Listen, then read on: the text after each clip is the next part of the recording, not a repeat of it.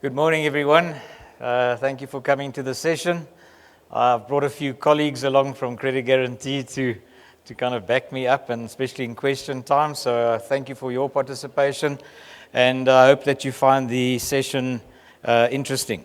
So the theme for today is we hear a lot about Africa rising, but is it more a case of Africa risk rising? How do we see the continent? Is it something that we should be running away from?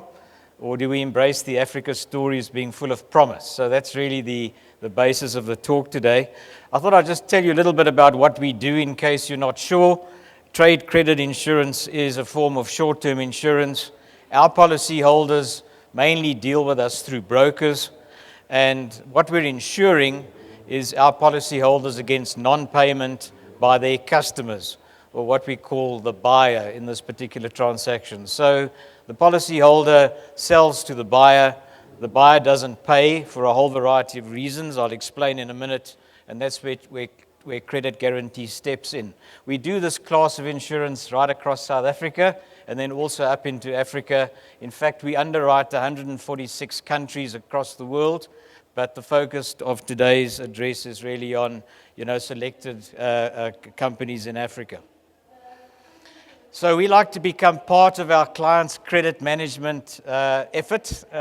Trade credit insurance is not meant to replace what clients do in terms of proper credit procedures when they sell to a particular buyer. We're there to protect against the unforeseen. It's also very much about supporting the client's growth into Africa. So Africa can be a daunting proposition for clients. They don't know the market, they don't know the country. There's a whole variety of political risks in that country. And then maybe the information coming out of the country, and in terms of companies trading there, is not of a very good standard. And that's one of the particular challenges for Africa. This is a glossary of terms. I can come back to it, the basis on which we deal with our clients. But I think I've given you the basics, so let me move on. So if I were to give you a risk cover dashboard